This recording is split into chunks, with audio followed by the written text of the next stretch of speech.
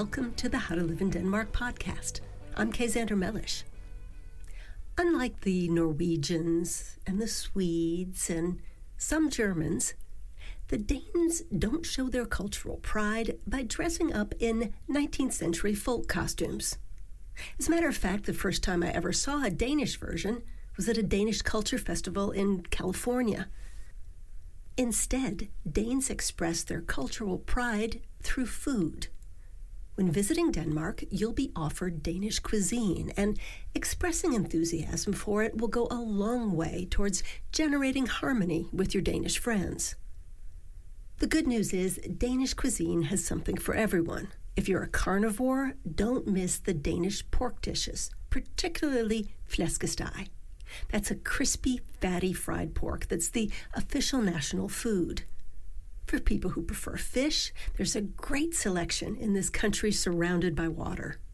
Curried herring and fried plaice are popular, and so are many types of salmon. I like the thinly sliced smoked salmon served on rye bread with chives, dill, and a bit of chopped red onion. That is so good. Vegans can enjoy a great selection of root vegetables, wonderful fresh Danish berries, or the sweet elderflower juice that is sometimes blended with vodka or champagne. Denmark's famous thick bread, rugbrød, is vegan-friendly and can be eaten with potatoes on top as a type of smørrebrød, the open-faced sandwiches that are popular at lunchtime. These sandwiches are particularly big with builders and other working-class guys. Most of the shops that sell them open up at 7 a.m. so the guys can buy them on their way to work, and then close at 2 p.m. when they're done with lunch. In addition, Danes adore cake and candy, in particular salt licorice, which is a national passion. And make room in your food plan for a real Danish pastry, which are nothing like the ones you get in a plastic bag from the vending machine at home. Made daily with fresh cream and the famous Danish butter, they are worth every calorie. There's also an old-fashioned dessert that's a kind of berry porridge called rugbrød med fløde. I have never been served this dish in real life, but Danes think it's hilarious to try to make foreigners pronounce it. Much of your dining with the Danes will probably be lunches at corporate canteens, which all but the very smallest employers provide for their employees. Going out for lunch is rare in Denmark, and some of the smaller towns may not even have restaurants open at this time of day. A weekday breakfast at a restaurant is very unusual, although weekend brunch is popular in the big cities. At any time of day, your restaurant experience in Denmark will be different than in many parts of the world, because Denmark has no cheap labor.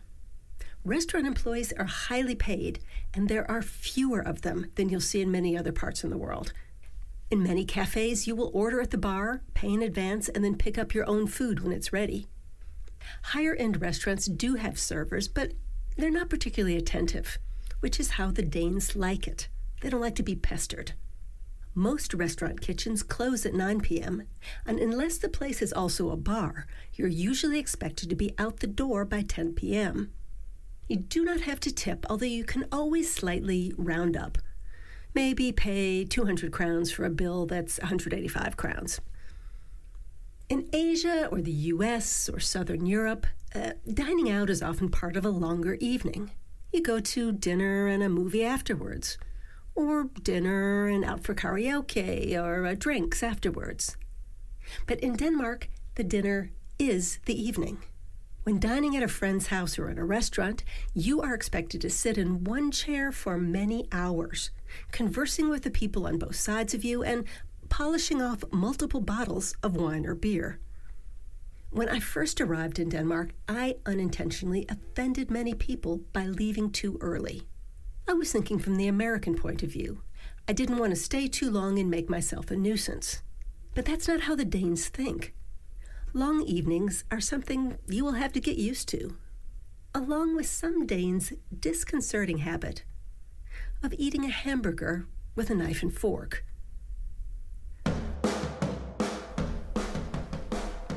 And that's the How to Live in Denmark podcast for this week.